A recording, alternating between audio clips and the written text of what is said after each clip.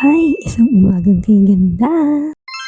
Maaga nga akong bumayak dahil ako'y pupunta ng palengke at ito na tinali ko na yung mga kortina. Lubos na ako para ihanda yung basket.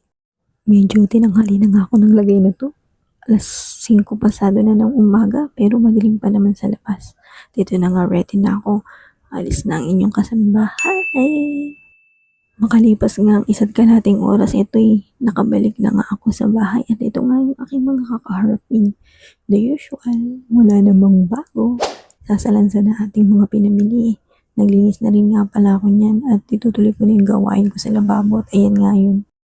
At ayan nga ang mga pinamili ko, lilinisin ko na lamang yung mga karne at isda later. At itong mga gulay itatabi ko sa ref.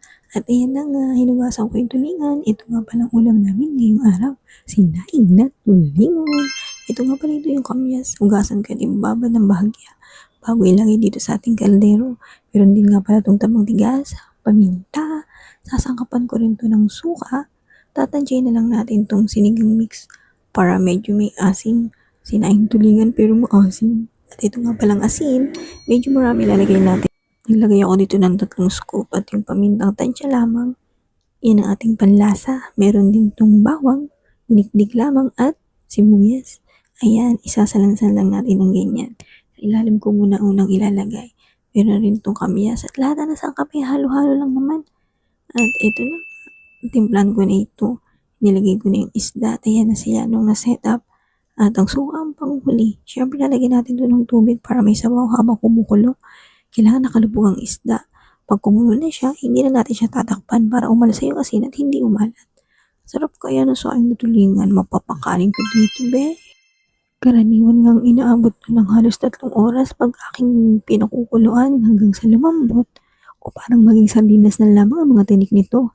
At yun na, unang kulo pa lang yan. Anting pa natin yung manuyo at manuot. At nang matapos kong hugasan lahat ng mga karne at isda, iplinastic ko at nilagay na sa freezer. Umuusok pa. Ang ganda ng tingnan. At ayan na nga. At syempre, may ulam na tayo. Magsasayang naman tayo. At ito nga, naghugas na ako ng bigas. Marami sinaing ko, 6 na cup. Malakas kaya sa kanin ng gandong ulam. Sarap kaya. At habang hinintay natin siyang maluto, coffee break muna ang first one. At ito nga, kape is live. Tara, kape mga be. Kung pagising, medyo nahantok pa kasi ko niyan eh.